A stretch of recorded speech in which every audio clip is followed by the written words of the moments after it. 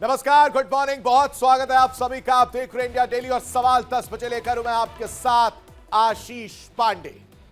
क्या दुनिया के दो महाशक्ति फिर से आमने सामने होने जा रहे हैं?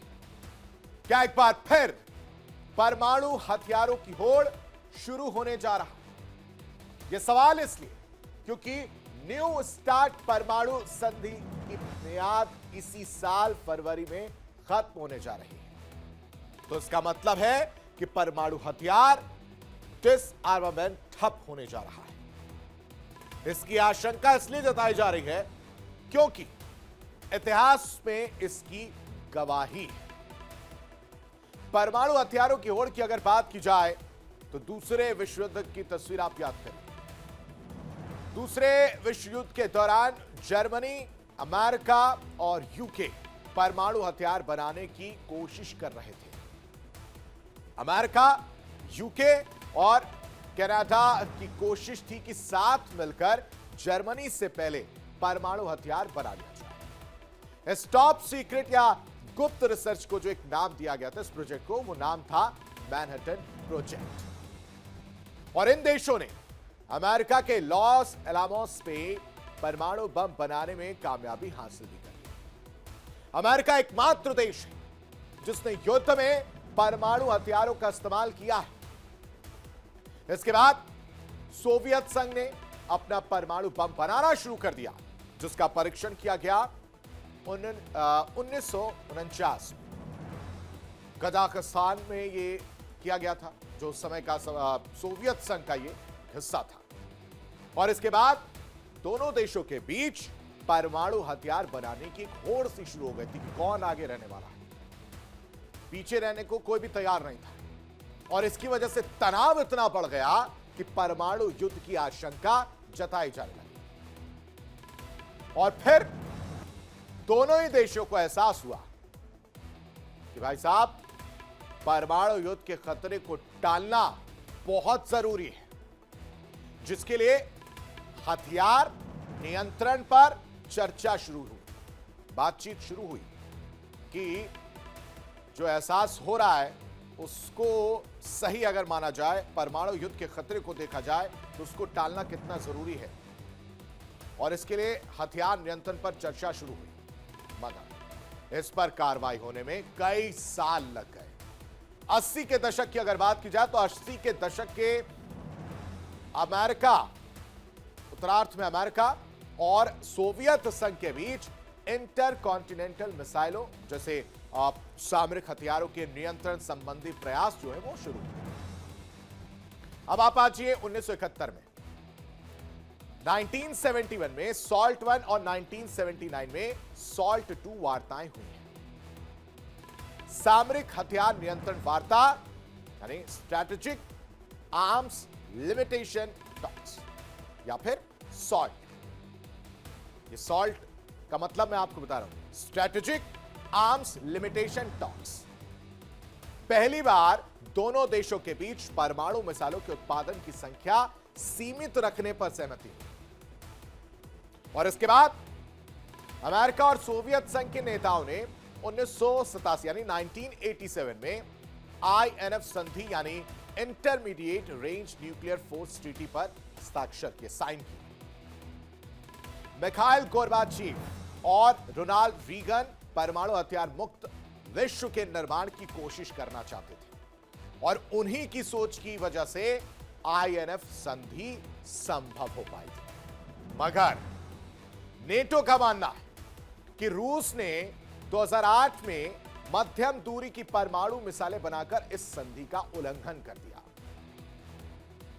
यह नेटो का मानना है कि जो रूस है वो 2008 में करीब मध्यम दूरी की जो है परमाणु मिसाइलें बना रहा और उसने ये चीजें करके जो संधि का नियम है उसका उल्लंघन किया गया। दूसरी तरफ जब ये आरोप लगा तो रूस ने भी अपना बयान दिया। रूस ने कहा, आरोपों का खंडन करते हुए इसे बेबुनियाद बताया। अब आप आइए 2017 में, जब डोनाल्ड ट्रंप पहली बार राष्ट्रपति बने तो 2019 में अमेरिका ने खुद को इस संधि से बाहर कर लिया। वो नहीं मान रहे। पिछले साल की अगर बात की जाए तो पिछले साल रूस ने भी आईएनएफ संधि की शर्तों को मानने से इंकार कर दिया। अब समझिए, ऐसे में परमाणु हथियारों की होड़ और नई उभरती परमाणु शक्तियों पर नियंत्रण के लिए क्या किया जा सकता है, तो इसकी संभावना तलाशी गई और नतीजा भी निकला। न्यू स्टार्ट परमाणु संधि के साथ, यानी अमेरिका और रूस की न्यू स्टार्ट संधि की अगर बात की जाए तो 2009 में वार्ताएं जो है वो शुरू हुई। अब देखिए, अमेरिका रूस की न्यू स्टार्ट संधि में क्या था। साल 2010 के अंत में समझौते पर सहमति बनी और साल 2010 के अंत में ही सहमति के बाद देखा गया फरवरी 2011 से इसे लागू किया गया। जो समझौता हुआ उसे फरवरी 2011 से लागू किया गया। अब आइए, दोबारा स्टार्ट टू समझौता जो है वो लागू हुआ। यह अमेरिका रूस की न्यू स्टार्ट संधि के बारे में बता रहे हैं। स्टार्ट टू पर दोनों देशों ने हस्ताक्षर ही नहीं किए। जो दूसरा था स्टार्ट टू, उस पर दोनों देशों ने साइन नहीं किया, अपने आप को अलग रखा, दूर रखा। और न्यू स्टार्ट समझौते पर फिर से सहमति बनी, यानी दोनों देशों के लिए होड़ सी जो है वो देखने को मिल रही थी। यूएस राष्ट्रपति ओबामा और रूसी राष्ट्रपति ने हस्ताक्षर बाद में किए। उसके बाद से जो तस्वीर बदलती है वो भी आपको समझाते हैं। न्यू स्टार्ट समझौते में परमाणु हथियारों को सीमित करने का जो है वो प्रावधान था कि उसे कम किया जाए, इससे ज्यादा नहीं होनी चाहिए। एक जो तस्वीर देखने को मिली थी करीब 70,000 से अब जो है कम हो गए हम लोग पूरे देश में। दूसरी तरफ 1700 से घटाकर 1550 किया गया परमाणु हथियारों की संख्या। पहले 1700 थी, अब 1550 किया गया। कोविड महामारी के दौरान न्यू स्टार्ट को लेकर समस्याएं जो है वो शुरू हुई। जब कोविड महामारी आई तो उस दौरान किस तरह की समस्या थी ये किसी से छिपी नहीं। अमेरिका ने रूस पर न्यू स्टार्ट का उल्लंघन करने का आरोप लगा। अमेरिका ने न्यू स्टार्ट का उल्लंघन करने का जो आरोप है वो रूस पर मर दिया कि रूस भाई साहब उस चीजों को फॉलो नहीं कर रहा है और उल्लंघन करता हुआ नजर आ रहा है। दूसरी तरफ न्यू स्टार्ट संधि की मियाद फरवरी 2026 में समाप्त होने जा रही है, यानी अगले महीने की अगर बात की जाए तो 2026 में इसकी मियाद यानी जो न्यू स्टार्ट संधि है वो खत्म होने जा रही है। तो फिर इसका नतीजा क्या होगा? क्या दुनिया में फिर से एटम बॉम्ब बनाने की होड़ शुरू हो जाएगी? दुनिया की दो महाशक्ति अमेरिका और रूस फिर से आमने सामने होंगे और इसी को लेकर चर्चा करेंगे। तमाम मेहमान हमारे साथ जुड़ रहे हैं। हमारे साथ मल्लिका पांडे, विदेश मामले की जानकार, हमारे साथ जुड़ी। बहुत बहुत स्वागत है मल्लिका जी। यूके देवनाथ जी हमारे साथ जुड़े, बहुत बहुत स्वागत है आपका भी सर। और आशीष सहाय हमारे साथ जुड़े, बहुत बहुत स्वागत है कर्नल साहब आपका भी। और थोड़ी देर बाद कर्नल टीपी त्यागी जो है वो भी हमारे साथ रक्षा विशेषज्ञ के तौर पर जुड़ेंगे। सबसे पहले मल्लिका जी आपका रुख करना चाहूंगा और समझना चाहूंगा इस पूरे सिनेरियो को, और समझने की जरूरत भी है क्योंकि दुनिया के ये दो महाशक्तियां हैं और अगर ये संधि फरवरी में समाप्त हो रही है, खत्म हो रही है, तो इसके बाद के नतीजे क्या होंगे? किस तरह से इसको अब देखा जाएगा, जरा बताइएगा। देखिए, ये एक बहुत ही इम्पोर्टेंट संधि थी जो प्राग में साइन हुई थी 2010 में। और जब ये साइन हुई थी तो इसका एक्सटेंशन होते गया था और अभी भी आशीष जी इसका एक्सटेंशन फिर से ड्यू है, क्योंकि ये था कि हम न्यूक्लियर वेपन्स को कम करेंगे, क्योंकि दोनों ही महाशक्तियां अभी तक देखिए आप, कोल्ड वॉर इन सब में आमने सामने हमेशा इन लोगों ने प्रॉक्सी वॉर लड़ी है तब से। कभी अभी जैसे आप देखेंगे कि रशिया अभी ईरान को सपोर्ट कर रहा है, जबकि यूएस ने अपने पूरे नेवल फ्लीट वहां पर भेज दिया है, तो रशिया प्रॉक्सी वॉर खेल रहा है यूएस के साथ। इन दोनों का आमना सामना ताकि ना हो कभी भी, उसका एक main reason new start policy भी थी, क्योंकि दोनों ही बहुत बड़ी परमाणु शक्तियां हैं अगर आप देखें।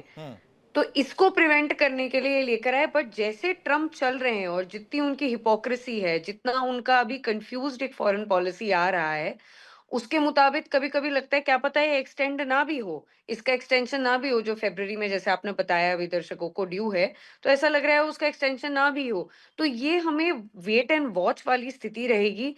अगर ये नहीं होता है, तो इसका एक बहुत बड़ा खामियाज़ा बाकी देशों को समझना पड़ेगा। फिर से ब्लॉक्स में अभी जो डिवीज़न दिख रहा है, महाशक्तियों में जो कंपैरिज़न और कॉम्पिटिशन फिर से शुरू हो जाएगा। तो आशीष जी, ये बहुत मुश्किल वक़्त आ जाएगा अगर ये एक्सटेंशन नहीं होता है तो। क्योंकि फिर ये पूरा रिले दे देगा कि आप परमाणु जितने भी बॉम्ब्स हैं वो बनाएँ अपने पास और उसमें कोई भी संधि में एटलीस्ट एक लिमिट तो सेट थी। अभी फिर वो अनलिमिटेड हो जाएगा। तो ये एक बहुत बड़ा थ्रेट हो जाएगा। तो ये जी, क्या, आशीष जी। ये सिर्फ क्या अमेरिका रूस का मुद्दा है या पूरी दुनिया का ये मुद्दा है? कैसे इसको देखें? नहीं, देखिए आशीष जी, ये दोनों सुपर पावर्स हैं। हाँ। इनके पीछे हमेशा आप देखिए रैली करते हैं लोग। हम्म। और क्योंकि ये कन्फ्रंट एक-दूसरे से नहीं कर पाते थे, काफ़ी सारी ट्रीटीज़ इन प्लेस थी जिसमें न्यू स्टार्ट ट्रीटी भी एक बहुत इम्पोर्टेंट ट्रीटी मानी जाती है। हम्म। तो ये आमने-सामने इतना कॉन्फ्रंटेशन नहीं कर पाते थे। हम्म। बट अभी क्या है यूक्रेन के थ्रू रशिया कर रहा है, अमेरिका कर रहा है, इज़राइल के थ्रू अमेरिका कर रहा है, ईरान के थ्रू फिर से रशिया कर रहा है। तो इनका डायरेक्ट कॉन्फ्रंटेशन नहीं जैसे मैंने बताया प्रॉक्सी ये लोग खेल रहे हैं अभी हम्म। तक। हम्म। हम्म। ये जैसे ही खत्म होती है इसमें चांसेस ये हो जाएँगे कि इनका डायरेक्ट कन्फ्रंटेशन भी शुरू हो जाए। हम्म। ठीक है। तो यूके ये देवनाथ जी, जी। ठीक है मैम। यूके देवनाथ जी, ये न्यू स्टार्ट का अगर न्यू संधि जो है, न्यू स्टार्ट संधि जो है वो अगर खत्म होती है तो क्या ये वैश्विक अस्थिरता का ट्रिगर नहीं बनेगा? आशीष, इसमें कोई शक नहीं है कि इन सब ट्रीटीज का उद्देश्य ये था कि परमाणु हथियारों को नंबर एक बढ़ाने से, यानी संख्या बढ़ाने से, या उनकी यील्ड, हम्म। यील्ड का शब्द का मतलब है कि उनकी जो वॉरहेड है उसकी कैपेबिलिटी हम्म। कितना मेगाटन है वो बढ़ाने से रोका जाए। हम्म। दूसरा, ये प्रयत्न किया जा रहा था कि आस्ते आस्ते इनकी संख्या कम की जाए हम्म। और वॉरहेड की जो साइज है उसको कम किया जाए, उसकी रेंज को भी आस्ते आस्ते कम किया जाए। हम्म। वेरिफिकेशन जो है उस मैकेनिज्म को कैसे सुदृढ़ किया जाए, हम्म। इन सब ट्रीटीज में निहायत बात है कि अगर एक कंट्री दूसरे कंट्री से, यानी रूस अमेरिका से प्रॉमिस करता है, अमेरिका रूस से प्रॉमिस करता है कि वो न्यूक्लियर हथियारों की संख्या कम करेगा, हम्म। न्यूक्लियर वॉरहेड्स की संख्या कम करेगा, डिलीवरी सिस्टम्स कम करेगा, हम्म। सबसे बड़ी बात है डिप्लॉयड। हम्म। देखिए, ये बहुत इंपॉर्टेंट फैक्टर ये है कि किसी देश के पास अगर 100 न्यूक्लियर बॉम्ब हैं हम्म। तो उसमें से ऑपरेशनली कितने डिप्लॉयड हैं, तैयार इस्तेमाल करने के लिए कितने हैं, तो इनकी वेरिफिकेशन कैसे होगी, वेरिफिकेशन मैकेनिज्म कैसी होगी कि उभय पक्ष एक दूसरे को डेटा का आदान प्रदान करेंगे, उभय पक्ष एक दूसरे को शायद फिजिकल वेरिफिकेशन भी करने देंगे। ये जो मैकेनिज्म है फरवरी के बाद थोड़ा संशय में आ रहा है। लेकिन देखो, ये न्यूक्लियर वेपन्स एक ऐसे हथियार है कि ऐसा नहीं कि हर 3 महीने में, 6 महीने में, 1 साल में बना लिया। एक न्यूक्लियर वेपन सिस्टम को नई तरीके से डिजाइन, डेवलपमेंट और प्रोडक्शन करने के बाद ऑपरेशनलाइज करने में 6 से 8 साल का समय लग जाता है। तो ऐसा नहीं कि फरवरी में ट्रीटी कोलैप्स हो गई तो बस मार्च अप्रैल से दुनिया में धूम धड़ाका चालू हो जाएगा, नहीं। उभय देश जो हैं फिलहाल ट्रीटी के बगैर भी अपने ऊपर सेल्फ इम्पोज्ड चेक लगा रहे हैं, लगाते रहेंगे। जी। आशीष साय सर, दुनिया एक नए परमाणु हथियारों की दौड़ की तरफ बढ़ रही है क्या? हाँ, दुनिया परमाणु हथियारों से भी आगे निकल गई है आशीष। वेपन्स ऑफ मास डिस्ट्रक्शन, जिसमें परमाणु हथियार भी एक हैं, उसके अलावा बायोलॉजिकल केमिकल वेपन्स का जो डेवलपमेंट हो रहा है बहुत कंसर्निंग है। और बहुत इंटेलिजेंटली अगर आप देखें, महाशक्तियां जो सो कॉल्ड महाशक्तियां हैं, उन्होंने सारे रिस्ट्रिक्शंस को फोकस कर रखा है न्यूक्लियर वेपन पे।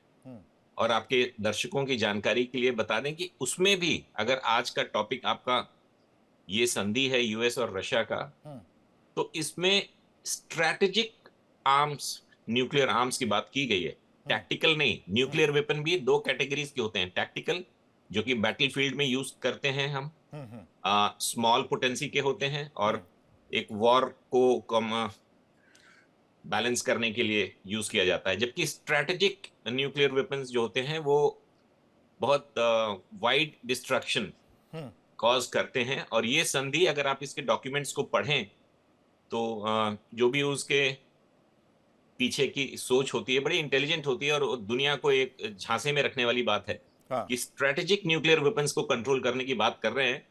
फैक्ट ये है आशीष कि नॉन प्रोलिफरेशन से लेकर जो हमारे बर्थ के पहले की एक न्यूक्लियर ट्रीटी थी, तो एनपीटी और कॉम्प्रिहेंसिव सीटीबीटी जिसको आप कहते हैं, ये सारी ट्रीटीज किताबों तक सीमित हो गई। हमने देखा कि एनपीटी के बाद कितने कंट्रीज, उस समय सिर्फ 3 न्यूक्लियर पावर्स थे, फिर 5 हुए, फिर 7, 9। तो किसी ने इन किसी भी संधियों का रिस्पेक्ट नहीं किया। तो ये एक्सपेक्ट करना कि ये स्मार्ट ट्रीटी का कोई रिस्पेक्ट हो रहा था या अभी ये खत्म हो जाएगी तो अचानक से न्यूक्लियर आर्सेनल बढ़ने लगेगा, ऐसा नहीं है। न्यूक्लियर आर्सेनल जिन कंट्रीज को जो न्यूक्लियर आर्म्स बनाती हैं स्ट्रेटेजिक या टैक्टिकल, वो चलता रहता है। न्यूक्लियर हमको नहीं पता कि नॉर्थ कोरिया के पास कितनी है, अमेरिका रशिया के टोटल आर्सेनल नहीं पता है। आपको पता होगा यूएसएसआर जब 91 या कुछ आसपास डिसइंटीग्रेट हुआ था तो उस समय उनका करीब 4000 न्यूक्लियर वेपन यूक्रेन में चले गए थे, और यूक्रेन से ये बोलकर रशिया को वापस किया गया कि रशिया इसको ग्रेजुअली डिस्ट्रॉय करेगा, जिसमें 2000 टैक्टिकल और 2000 strategic weapons and the carriers, all the missiles, intercontinental missiles, intermediate range missiles which can carry nuclear warheads. तो हम इस भुलावे से आगे बढ़कर हमें ये लगता है Ashish, we are a developing nation, we are a emerging power, global power, हमें लीड लेना चाहिए। पता नहीं क्यों इंक्लूडिंग सम डेवलप्ड कंट्रीज हमने अमेरिका की एक लीडरशिप मान रखी है, यूनाइटेड नेशंस को एक ऐसी बॉडी मान रखा है जिसको हम डिफाइन नहीं कर सकते। हमें ये चैलेंज लेना चाहिए इन फ्यूचर। मेरा ये आपके चैनल के थ्रू आग्रह है कंसर्न्ड अथॉरिटीज से कि हमें ये पॉइंट्स रखने चाहिए कि अगर हम किसी कंट्री को weapons of mass destruction, CBRN, chemical, आप देखें वुहान में क्या हुआ, पूरे देश पूरी दुनिया को 2 साल के लिए पीछे कर दिया। वहां पे जो मास डिस्ट्रक्शन की फैक्ट्रीज में से लीकेज हुआ था, और फिर कोरोना और कोविड जो आप जानते हैं, बहुत कॉम्प्लेक्स इश्यूज हैं। इंडिया को लीड लेने का समय है। ट्रीटी, स्मार्ट ट्रीटी, हमें लगता है अनदर बिफूलिंग एक्सरसाइज है। इसके बारे में हमें बहुत मल्लिका जी, कंसर्न ऐसा नहीं है होना क्या चाहिए। जो आशीष साय सर कह रहे हैं, ऐसा है क्या इंडिया के लिए? बिल्कुल, बिल्कुल आशीष सर बहुत ही अच्छी बात कह रहे हैं कि अभी इंडिया को इसमें लीड लेना बहुत ज़रूरी है। और इसमें एक और चीज़ मैं बताना चाहूँगी, देखिए 90% आज के टाइम में जो न्यूक्लियर वेपन्स हैं वो अमेरिका और यूएस के पास ही हैं, जो सबसे घातक मिसाइल्स हैं, जो न्यूक्लियर वेपन्स हैं। और जैसे सर ने भी बताया 2 टाइप के इसमें न्यूक्लियर वेपन्स हैं, तो उसमें डिटेल में नहीं जाऊंगी, बट 90% इन दोनों की शेयर होल्डिंग है उसमें। और इंडिया जैसे डेवलपिंग जो नेशंस हैं उनको पार्टिसिपेट इसमें करना पड़ेगा। जो जितने भी एशियाई देश हैं उनको इसमें पार्टिसिपेट आगे आके लीड करनी पड़ेगी। और हम देख रहे हैं कि आगे आप देखिए ना, अभी जितनी भी वॉर्स हो रही हैं, इंडिया का स्टैंड हर कोई अप्रिशिएट कर रहा है ग्लोबल लेवल पे, क्योंकि इंडिया का हमेशा स्टैंड एक नॉन अलाइनमेंट मूवमेंट पे तो रहा है, बट अभी इंडिया स्टैंड आउटराइटली सबको क्रिटिसाइज करने लग गया है, डेवलपिंग कंट्रीज को क्रिटिसाइज करने लग गया है। उसने ऐसा नहीं है कि यूएस को क्रिटिसाइज नहीं किया है, बिल्कुल ओपनली क्रिटिसाइज किया है उसने। ऐसा नहीं है कि कंडेम किसी को नहीं किया है। जो जो जब जहां भी वॉर्स हो रही हैं और विक्टिम्स आ रहे हैं, रशिया को भी क्रिटिसाइज किया है जो उसका मित्र है। तो इंडिया अभी स्टैंड लेने लग गया है।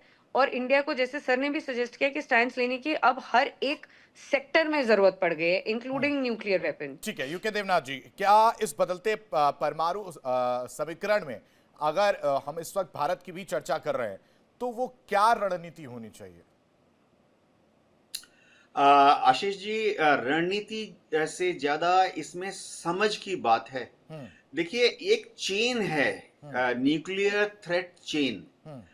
मैं छोटे छोटे जो न्यूक्लियर खिलाड़ी हैं, Israel, Bharat, north Korea, Pakistan, इनकी बात कर रहा हूं। चेन चालू हुई ऐसे कि सबसे पहले अमेरिका ने न्यूक्लियर हथियार बनाए, उसके बाद पीछा करते करते रूस ने बनाए, उसके बाद रूस के बनाने के बाद अब चीन बना रहा है। चीन के पास पहले हम सोचते थे 300 हैं, अब वो दावा करता है 500 है, अब वो दावा करता है 1000 बनाएगा। देखिए, उद्देश्य समझना पड़ेगा। चीन जो है अपने न्यूक्लियर हथियार भारत के तरफ देखकर नहीं बना रहा है। चीन अपने न्यूक्लियर हथियार अमेरिका के तरफ देखकर बना रहा है, लेकिन भारत को संशय हो गई क्योंकि चीन के पास 100 है या 300 है, तो भारत को भी मजबूरन कुछ करना पड़ा। सुना है कि हमारे पास आज की तारीख में 180 हैं। चीन इससे आगे चली गई। हमने हमारे जो न्यूक्लियर हथियार हैं चीन की तरफ देखकर बनाए, लेकिन इसका डायरेक्ट इफेक्ट हुआ कि पाकिस्तान को पसीना आ गया। तो पाकिस्तान ने भारत की तरफ देखते हुए न्यूक्लियर कार्यक्रम चालू कर दिया। सुना है उनके पास भी 170 हैं।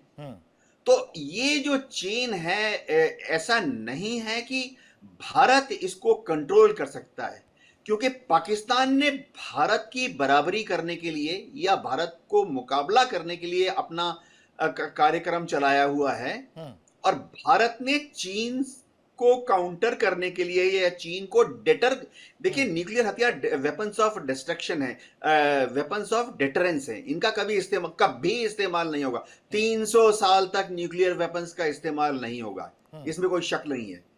लेकिन ये वेपन ऑफ डेटरेंस है। तो भारत का न्यूक्लियर प्रोग्राम चीन की तरफ देखकर है। अब चीन क्या भारत के रिक्वेस्ट पे कम कर देगा? नहीं। अब भारत क्या पाकिस्तान के रिक्वेस्ट पर कम कर देगा? नहीं।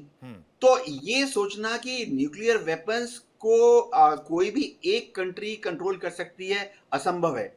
अच्छा, एक और मजे की चीज है ना, अमेरिका को चीन के न्यूक्लियर वेपन्स की कोई चिंता नहीं है।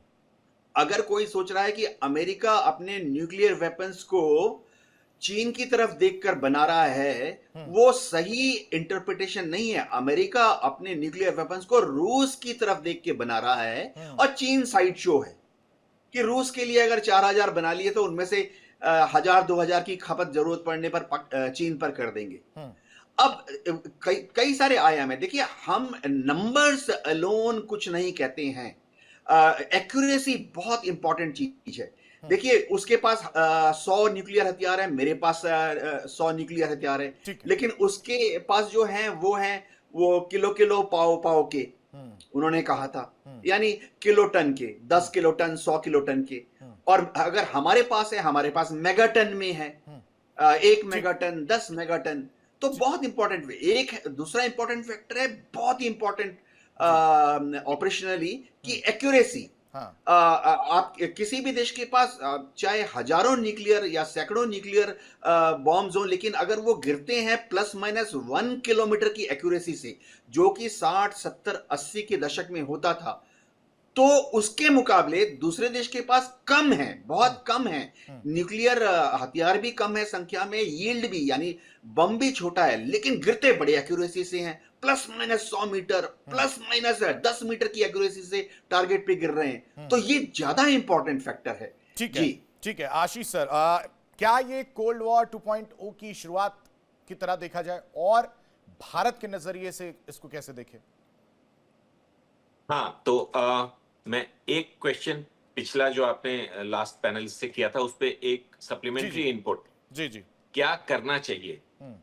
तो पहला, जैसा कि मल्लिका ने भी बोला कि एक तो हमें अब लीड लेने का वक्त है इस सब्जेक्ट पर भी जी, क्योंकि जिस तरह के क्रॉस फाइटिंग चल रही है, जिस तरह का डिसरिगार्ड रिगार्डिंग इंटरनेशनल बॉडीज बड़ी बड़ी कंट्रीज कर रही हैं, as if those bodies don't exist और डोंट मीन एनीथिंग। तो अब ये वक्त है जब इंडिया को, हालांकि हमारे अपने चैलेंजेस हैं, लेकिन ये लीड लेना पड़ेगा, और specific international bodies under the leadership of countries like India, जिसमें आप समझे करना क्या है, 4-5 चीजों का ग्लोबल कंट्रोल करना पड़ेगा Ashish. Petroleum, gold, drugs and mainly nuclear arsenal, WMD बनाने वाले जितने मटेरियल्स हैं, प्लूटोनियम, यूरेनियम या उनकी एनरिचिंग फैसिलिटीज, इनको क्लोज मॉनिटर करना पड़ेगा। कारण कि state players after little boy and fat man जो नागासाकी हिरोशिमा पे अटैक हुआ था, कोई भी स्टेट जो जानता है कि इन वेपन्स की डिस्ट्रक्शन कैपेसिटी कितनी है, वो सपने में भी इनको यूज नहीं करेगा, एटलीस्ट स्ट्रेटेजिक लेवल पे। लेकिन जैसा ग्रुपी देवनाथ ने बताया कि टैक्टिकल वेपन्स भी हैं छोटी पोटेंसी के, जो टैक्टिकल वॉर्स में यूज हो सकते हैं। हमें डर है कि उनका नॉन स्टेट प्लेयर्स तक पहुंचने पर क्या होगा। जैसे ईरान पाकिस्तान बॉर्डर्स कॉमन है, और ईरान से हार्डवेयर की सप्लाई थ्रू 3-4 नेशंस जहां की उनकी कॉमन बॉर्डर्स नहीं है लेकिन हमास तक पहुंचती है। तो इसका मतलब एक लिंक है, एक चांस है जहां smaller nuclear weapons non state extremist organisation, terrorist organisations के पास पहुंच सकती है और वो इसको यूज करने में सोचेंगे नहीं। तो एक global monitoring body to control each and every element of weapons of mass destruction का जो रॉ मटेरियल है, इंक्लूडिंग प्लूटोनियम, यूरेनियम। तो ये एक बहुत एसेंशियल बात है, कोई इस पर लीड नहीं ले रहा है। ये टाइम है, हमें इस पर लीड लेना चाहिए। ठीक है। और कोल्ड वॉर की बात करें आशीष, जो आपका, okay, you want to ask something? नहीं sir, continue, you can continue. या okay, so cold war does not exist anymore. It is hot war. It is action in Russia, Ukraine. It is action in Venezuela. American fleets are moving. Cold war एक past term है। हम तो actual लड़ाइयां कर रहे हैं इधर उधर, एक्चुअल बम्बार्डमेंट्स हो रही हैं, अटैक्स हो रहे हैं, Israel to Iran, Israel to Kuwait, Middle East देखें आप, कतार में। तो कोल्ड वॉर से आगे बढ़ चुके हैं। अगर इसको अगर देखें, अगर ये चीजें होती हैं जो अभी चल रही हैं और करंट सिनेरियो को अगर ध्यान में रखें, तो भारत पर इसका क्या असर पड़ेगा? हाँ, ये हमारे लिए अगेन एक कोई स्टेटमेंट देते हैं ये लोग जिसमें किस चैलेंज को किस तरह से अपने लिए यूज करना चाहिए। आजकल एक गवर्नमेंट ऑफ इंडिया का कुछ चलता है, वो वर्ड मैं मिस कर रहा हूँ, कि अपॉर्चुनिटी देखते हैं हम, इस तरह के चैलेंजेस में हम अपॉर्चुनिटी देखते हैं। मुझे तो लगता है ये एकदम गोल्डन अपॉर्चुनिटी है इंडिया को WND को कंट्रोल या मैनेज करने में, जिसके लिए उनको एक व्हाइट पेपर टाइप एक थिंक टैंक से बनाना चाहिए, जिसमें वो बताएं कि पहले कंट्रोल करें, फिर gradual reduction of strategic nuclear weapons, followed by gradual reduction of tactical nuclear weapon, and followed by destruction of the existing Arsenal, destruction. ये इंडिया पे इनका इंपैक्ट अभी ज्यादा इसलिए नहीं होगा क्योंकि हम बहुत ही सिंसियर नेशन है। हमने कभी NPT साइन नहीं की, हमने कभी CTBT साइन नहीं की, हमने अपने एक्सप्लोजन्स किए for peaceful purposes, and the deterrent के तौर पर हमने नो फर्स्ट यूज क्लॉज लगाते हुए अपने परमाणु बॉम्ब्स बनाए हैं। ठीक है मल्लिका जी, हमको इनसे डरने की कोई जरूरत नहीं है। ठीक है मल्लिका जी, न्यू संधि का खत्म होना और अब इस चीज को अगर समझें तो क्या ये ग्लोबल डिप्लोमेसी की सबसे बड़ी हार की तरह नहीं देख सकते? आशीष जी देखिए, उस संधि का एक्सपायरेशन तो ड्यू था ही 2026 में, फरवरी में। पहले ही एक्सटेंशन उन लोगों ने 2021 में ऑलरेडी 5 साल का ले लिया था, जो उसका लिमिटेड पीरियड था। तो ये संधि खत्म तो होनी ही थी। दूसरी बात इसमें ये देखने लायक है आशीष जी, 2023 में ऑलरेडी रशिया ने इसमें पार्टिसिपेट नहीं किया था। ये संधि का जो मेन एक कोर होता है वो ये था, ट्रांसपेरेंसी एंड वेरिफिकेशन, ताकि यूएस और रशिया दोनों ही ट्रांसपेरेंट रहें, वेरीफाइड इंफॉर्मेशन दे अपना, कि वो कितने यूज कर रहे हैं, कितने उनके पास स्टॉक में आर्सेनल्स हैं, क्या है, वो सबकी डिटेलिंग दे। ये संधि खत्म होते ही अब क्या होगा कि अब कोई ट्रांसपेरेंसी नहीं रहेगी दोनों देशों के बीच में और दोनों सुपर पावर्स के बीच में। दोनों वेरिफिकेशन नहीं रहेगी क्योंकि दोनों एक दूसरे पर चेक नहीं रख पाएंगे कि इसके पास कितना है और हमारे पास कितना है। मैं उसको जोड़ देता हूं, पारदर्शिता और भरोसे की बात जो थी वो इस संधि के जरिए थी। और अब जो सिनेरियो निकलकर सामने आ रहा है मल्लिका जी, वो शायद इस तरह से कि अगर भरोसे के सिस्टम की बात की जाए और संधि खत्म हो रही है तो नई संधि पर कोई ठोस सहमति जो है वो नहीं रहेगी। मतलब अगर इसको समझे कि मतलब साफ है कि अब हथियार बढ़ाने पर किसी तरह से कोई रोक नहीं रहेगी। Am I right? जी आशीष जी, और जैसे कि आप देख सकते हैं कि ट्रम्प साहब भी बिजनेसमैन है at the end of the day, और आर्म्स जैसे हमारे साथ दोनों ही डिफेंस एक्सपर्ट जुड़े हैं और वो आई थिंक इसमें ज्यादा लाइट डाल पाएंगे कि डिफेंस आर्म्स एंड एम्यूनिशन सबसे बड़ा बिजनेस है किसी भी देश के लिए, और डोनाल्ड ट्रम्प के लिए ये सबसे बड़ी अपॉर्चुनिटी है डिफेंस स्ट्रैटेजी में भी घुसना। तो वो इसको कभी अगर वो भी मान गए तो यूएस कांग्रेस में मैं कितनी सारी रिपोर्ट्स पढ़ी एक्चुअली जिसमें दिखा रहे हैं कि यूएस कांग्रेस भी नहीं मानेगी। शायद रशिया तब भी मान जाए बट यूएस की कांग्रेस नहीं मंजूरी देगी इस चीज में। तभी 2023 में जब रशिया गया इन्होंने सस्पेंशन किया, बट अब तो आप देखिए चलिए सस्पेंशन तो कुछ टाइम के लिए होता है, अब ट्रीटी ही चली गई तो ये ट्रांसपेरेंसी जैसे आपने बोला पारदर्शिता तो बिल्कुल भी नहीं रहेगी। और अमेरिकन कांग्रेस भी उसके लिए नहीं मांग रही है, ऊपर से एक तो करेला और ऊपर से नीम चढ़ा और हो गया है कि अमेरिका की कांग्रेस नहीं मान रही, ऊपर से प्रेसिडेंट उनके बिजनेस माफिया हैं, तो वो इसको एज एन अपॉर्चुनिटी देख रहे हैं। क्या आपदा में अवसर है? डेफिनेटली आपदा में अवसर है। देखिए आशीष, हो क्या रहा है मैं बता रहा हूँ। पूरी एक कड़ी इस तरह से जुड़ जाती है कि न्यूक्लियर हथियार होना क्या खतरनाक है? नहीं। दुनिया के पास 10,000 न्यूक्लियर हथियार हों, इससे कोई खतरा नहीं है। क्या बड़े बड़े न्यूक्लियर हथियार होने से खतरा है? नहीं। दुनिया के पास 100 मेगाटन के, हजारों मेगाटन के वारहेड हो, कोई खतरा नहीं है। खतरा सिर्फ दो चीजों में है। एक कि उसका इस्तेमाल कौन कब कैसे करेगा। अगर दुनिया के सारे देश एक प्रिंसिपल मान लें कि वह न्यूक्लियर हथियार का इस्तेमाल तभी करेंगे अगर दूसरा पक्ष पहले उसका इस्तेमाल करता है। इस चीज को, इस प्रिंसिपल को, नो न्यूक्लियर फर्स्ट यूज के प्रिंसिपल को अमेरिका ने डिक्लेयर कर दिया है, रूस ने डिक्लेयर कर दिया है, भारत ने डिक्लेयर कर दिया। पाकिस्तान सर, पाकिस्तान को भी तो देखिए। हाँ आशीष, पाकिस्तान इस पूरे खेल में बहुत ही छुट भैया है, नॉन सिग्निफिकेंट प्लेयर है। पाकिस्तान के पास जो न्यूक्लियर हथियार हैं, मैं बताता हूं पाकिस्तान की बात। पाकिस्तान ने कह दिया कि वो न्यूक्लियर हथियार का इस्तेमाल तुरंत कर लेगा, झटके से कर लेगा। लेकिन देखो, इतना आसान नहीं है। कल अगर हम ऑपरेशन सिंदूर 2 चालू कर देंगे तो पाकिस्तान क्या न्यूक्लियर हथियार लॉन्च कर देगा हमारी तरफ? पाकिस्तान ने कह दिया है कि वो पहले न्यूक्लियर हथियार का इस्तेमाल करेंगे, हिंदुस्तान के न्यूक्लियर हथियार का इंतजार नहीं करेंगे। ये उनको करना पड़ा क्योंकि उनके न्यूक्लियर हथियार छोटे हैं, इनएक्यूरेट हैं, डिलीवरी सिस्टम्स की रेंज भी कम है। तो उन्होंने भय में आके कह दिया कि वो पहले इस्तेमाल कर लेंगे। ये भी डिटरेंस पॉलिसी को दर्शाता है।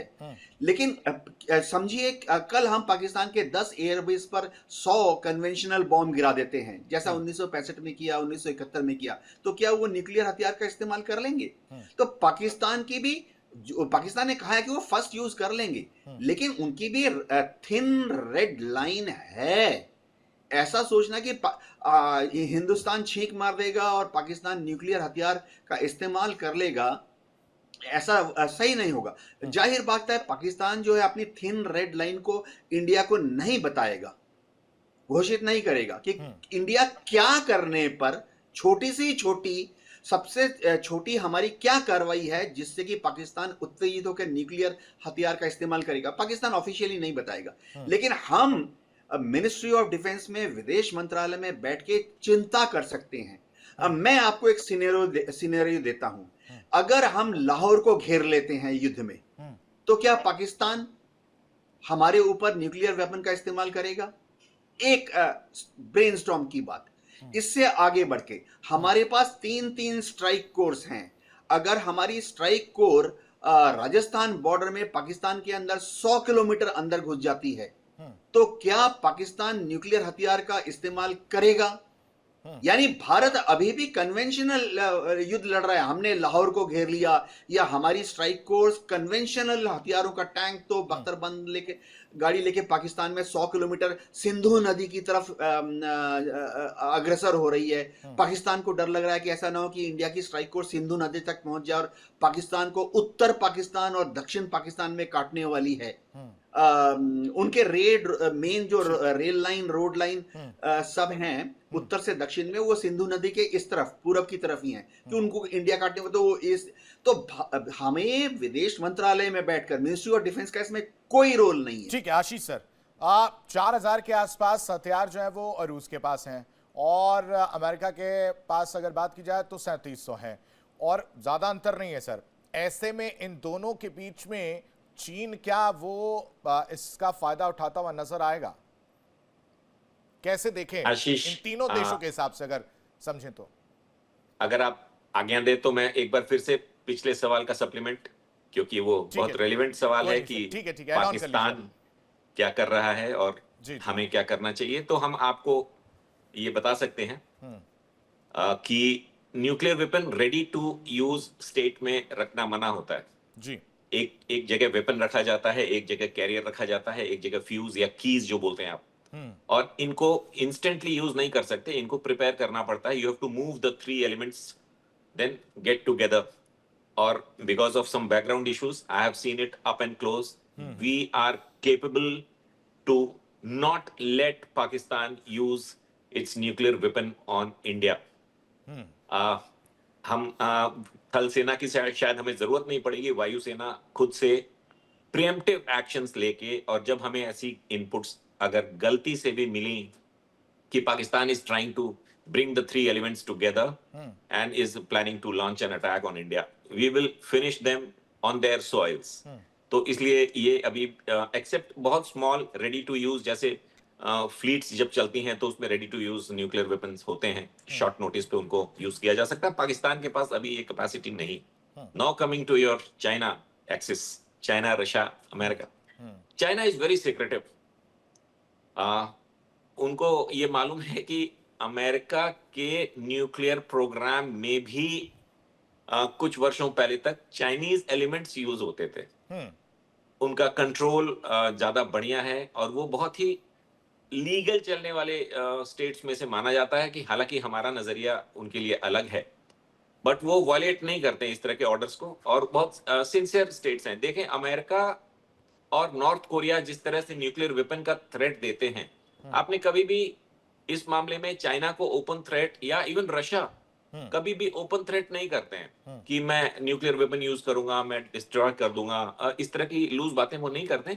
लेकिन in case of an action, जब अमेरिका रशिया को न्यूक्लियर तरीके से चैलेंज करेगा, तो there is no doubt that China will stand with Russia, and they also have a huge arsenal of nuclear weapon. No one knows कि उनके पास कितने हैं, ना वो कभी इस पे बात करते हैं, ना कभी किसी एजेंसी को। वुहान के बारे में किसी को नहीं पता था आशीष, जब तक वो हो नहीं गया कि इस लेवल पे वो WMDs पे काम कर रहे हैं। जबकि आज से कुछ दशक पहले अमेरिका ने इराक को बर्बाद कर दिया ये बोल के कि वो WMDs बना रहे हैं, और उसके बाद 27 नेशन कोलिशन जाके 6-6 महीने इराक को खोजता रहा कि वो WMDs कहाँ हैं, वो फैक्ट्रीज कहाँ हैं, और कुछ भी नहीं मिला।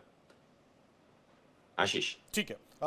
मल्लिका जी, अगर इस पूरे सिनेरियो को देखें, न्यूक्लियर पॉलिटिकल अब जो है वो ग्लोबल पावर पॉलिटिक्स की तरह बढ़ते हुए नजर नहीं आ रहा है क्या, उसका हिस्सा एक तरह से?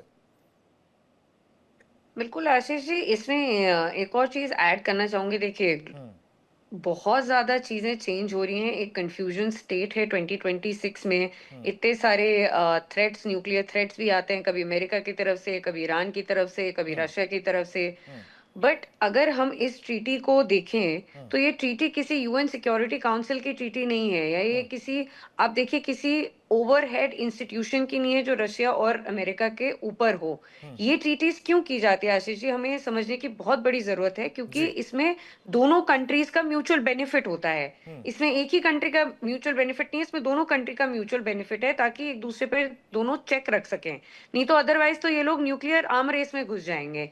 रही बात चाइना की, इवन दो चाइना ट्रांसपेरेंट नहीं है कि उसके पास कितने न्यूक्लियर वॉरहेड्स है, बट जितनी रिपोर्ट्स मैंने पढ़ी हैं तो उसके पास, अगर यूएस और रशिया का आर्सेनल देखा जाए वर्सेस चाइना का देखा जाए, तो चाइना के पास अभी भी, चाइना काफी पीछे है, वो धीरे धीरे बढ़ा रहा है। बट इससे क्या होगा, जैसे ही ये ट्रीटी खत्म होती है फरवरी 2026 में, जैसे ये ट्रीटी एंड होती है, तो चाइना के ऊपर भी वो प्रेशर आएगा, और ना कि चाइना पर, बट बहुत सारे देशों के ऊपर ये वाला प्रेशर आ जाएगा, न्यूक्लियर आर्म रेस वाला।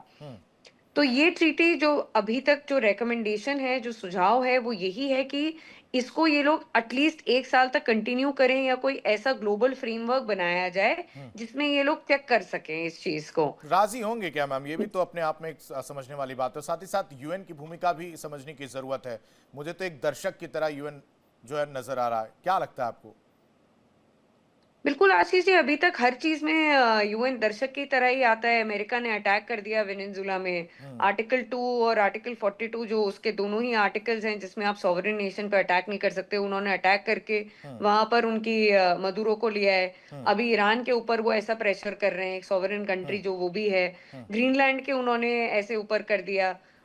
तो ये क्या है, ये continuous attacks, US might is right super power की ओर लेकर जा रहा है कि हमसे आगे बढ़ के कोई नहीं है। बट ये चेक्स एंड बैलेंसेस रखना बहुत जरूरी है, और यूएन सिक्योरिटी काउंसिल ने कितनी बार कंडेम कर लिया है, बट यूएन सिक्योरिटी काउंसिल को भी पता है उनका सबसे ज्यादा पैसा उनकी सबसे ज्यादा फंडिंग, उनका फाउंडिंग मेंबर कौन था? यूएस ही था।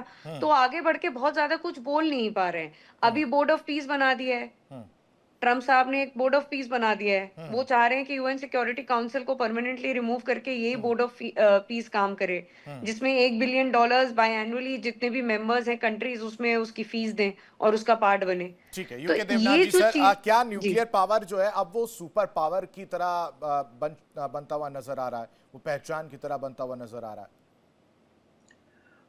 आशीष देखो, रूस और अमेरिका और अब चीन के लिए भी एक प्रेस्टीज का सिंबल है।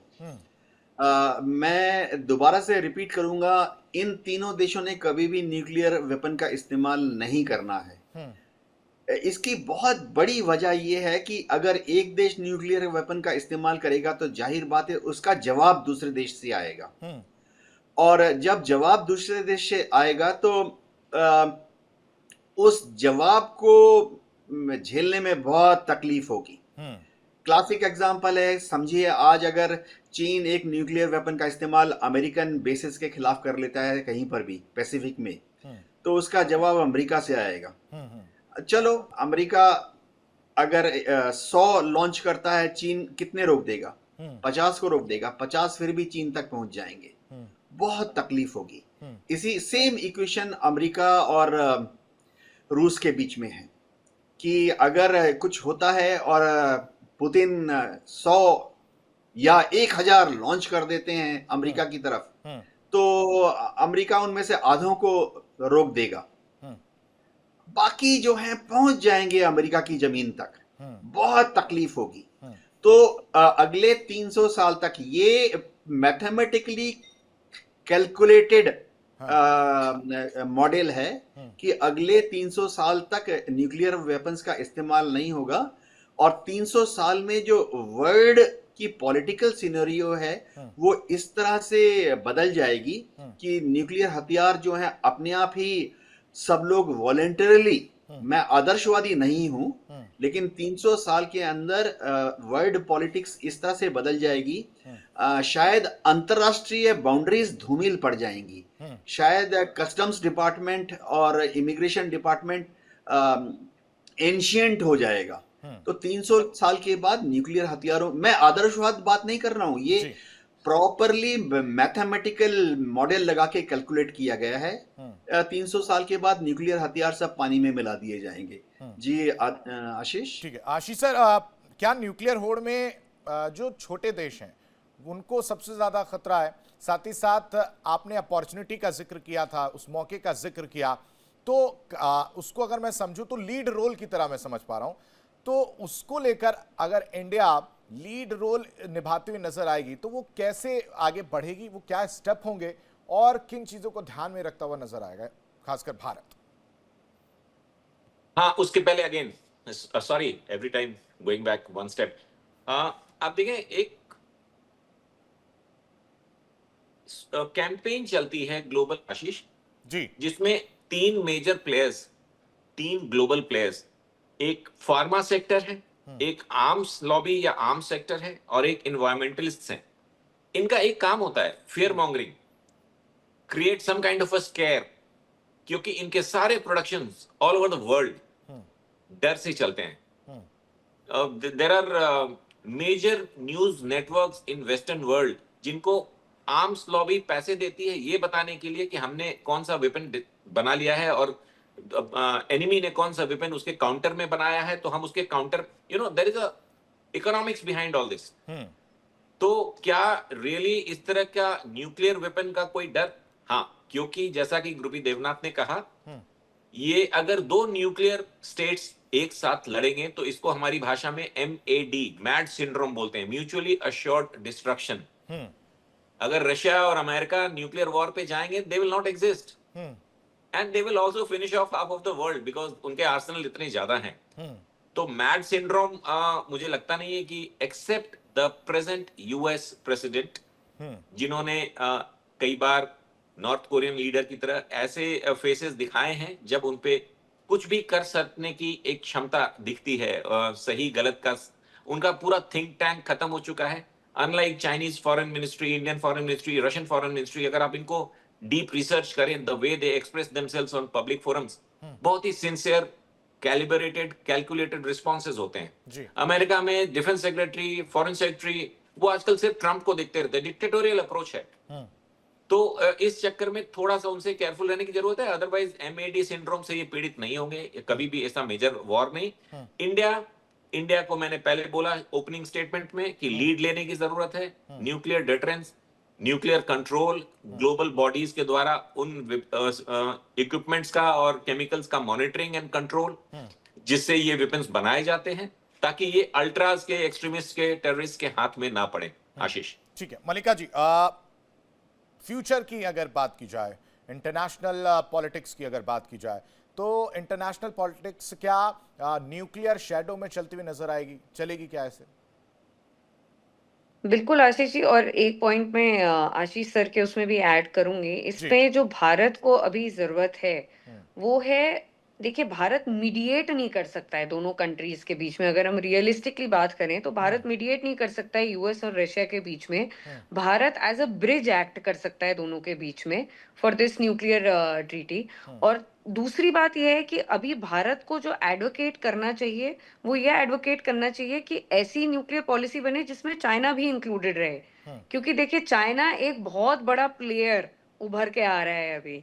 अगर हम देखें रशिया और यूएस के बाद सबसे बड़ा कोई भी नाम लेता है, कहीं भी रिपोर्ट एनालिसिस पढ़ लीजिए तो चाइना का लेता है, बट चाइना किसी भी ट्रीटी में अभी तक नहीं है। तो चाइना का inclusion is something that India should advocate. और तीसरी बात यह है कि ब्रिक्स ऑलरेडी बहुत एक्टिव एक ब्लॉक है। अगर हम क्वाइट और साइलेंट डिप्लोमेसी करना चाहे तो हम ब्रिक्स से भी भारत शुरुआत कर सकता है। ब्रिक्स में भी भारत लीड ले सकता है एक्चुअली, कि हम कुछ उसमें एक सेक्टर बनाए, ट्रैक टू डिप्लोमेसी करके भारत लीड ले सकता है। और जैसा कि आशीष जी आपने पूछा कि अभी न्यूक्लियर जैसे ही ट्रीटी खत्म होगी तो क्या होगा, देखिए फिर से मैं उसी चीज पर मुद्दे पर आऊंगी कि कंफ्यूजन स्टेट ऑलरेडी बना हुआ है आशीष जी अभी तक।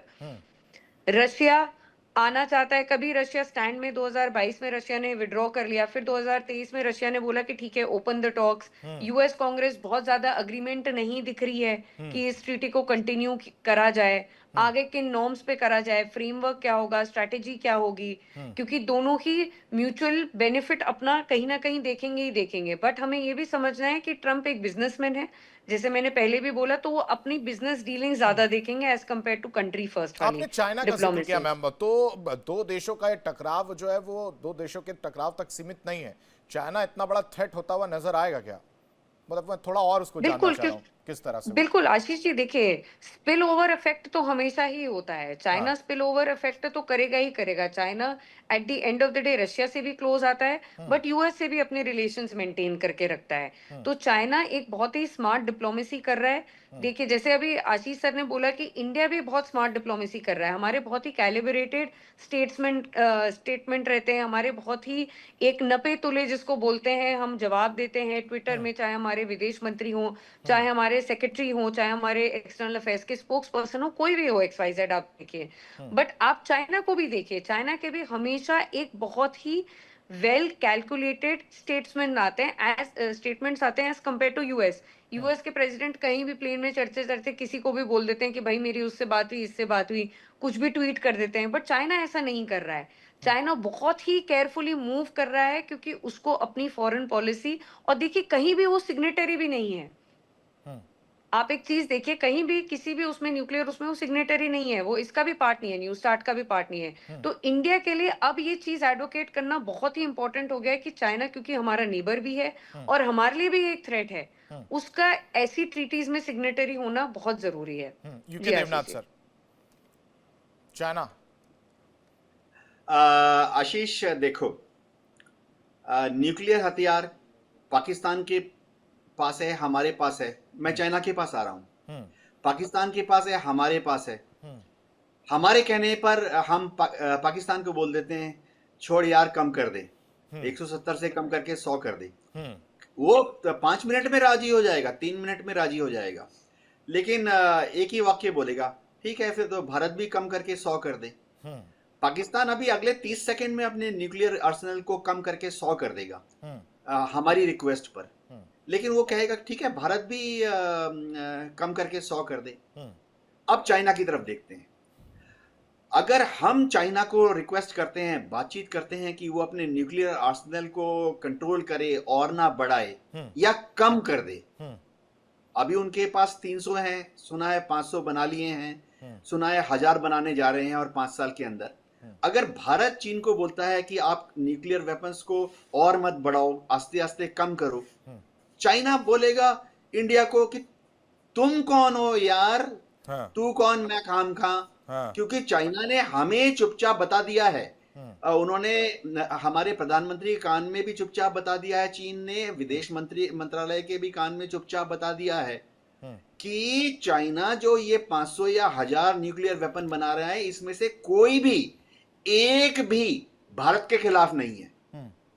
उन्होंने हमें बता दिया है, राइटिंग में नहीं बताया, कान में फूंक मार के बताया है। चाइना ने हमें बार बार कहा है कि उनके पास जो 300, 500 या भविष्य में 1000 होने वाले हैं, ये अमेरिका की तरफ देख के बन रहे हैं। आप इनका डिप्लॉयमेंट देख लीजिए, इनकी जो इंटरकॉन्टिनेंटल बैलिस्टिक मिसाइल्स हैं, वॉरहेड कहां पे रखे हैं, डिलीवरी सिस्टम कहां रखे हैं, ये सब अमेरिका सेंट्रिक है। तो चाइना ने भारत को बोल दिया कि keep out of this imaginary game. Okay, ठीक है सर। तो भारत के कहने पे चीन क्यों कम करेगा? क्योंकि चीन अपने वेपन्स अमेरिका के लिए तैयार कर रहा है। अब क्या अमेरिका कम करेगा? वो रूस की तरफ देख रहा है, क्या रूस कम करेगा? देखिए वेपन्स का, सर आपको बीच में रोक रहा हूं, माफी के साथ, समय बहुत कम है। मैं आशीष सर की तरफ एक सवाल और मैं पूछना चाह रहा था। अगर आज के समय में अगर बात की जाए तो न्यूक्लियर वॉर की अगर बात की जाए तो नागासाकी और हिरोशिमा से की तस्वीर हम नहीं भूलते हैं, उससे ज्यादा खतरनाक होगा। ऑफ कोर्स अगर आप टेक्निकल डिटेल्स, आजकल तो एआई का जमाना है, आपकी रिसर्च टीम को पता होगा, उनकी जो पोटेंसी थी, little boy and fat man, 6th of August if my memory serves me right, and 9th of August 1945 when the second world war ended, उन वेपन्स की जो पोटेंसी थी, और उसके बाद जब हम हाइड्रोजन बॉम्ब तक पहुंच गए, प्लूटोनियम के ऐसे ऐसे एनरिचमेंट्स किए हैं कि अनइमेजिनेबल डिस्ट्रक्शन। पहले ये वेपन्स जमीन पे इंपैक्ट होने के बाद एक्सप्लोड करते थे, अब एरियल एक्सप्लोजंस हैं, ताकि 30 सेकंड सर, लास्ट 30 सेकंड, या तो उनका जो डैमेज है उसका स्फीयर बहुत बढ़ जाता है, काफी ज्यादा होता है। हमें इसमें सिर्फ 2 चीजें साइनिंग ऑफ, एक तो चाइना को साथ रखें, they are neighbours and they are long term neighbours, और उनसे हमें कोई प्रॉब्लम नहीं है, उनको हमसे कोई प्रॉब्लम नहीं है, वो हमें सिर्फ नॉर्थ ईस्ट और तिब्बतन TAR को लेकर परेशान रहते हैं। बहुत शुक्रिया आप सभी मेहमानों का हमारे साथ शामिल होने के लिए, इस चर्चा में अपनी राय रखने के लिए।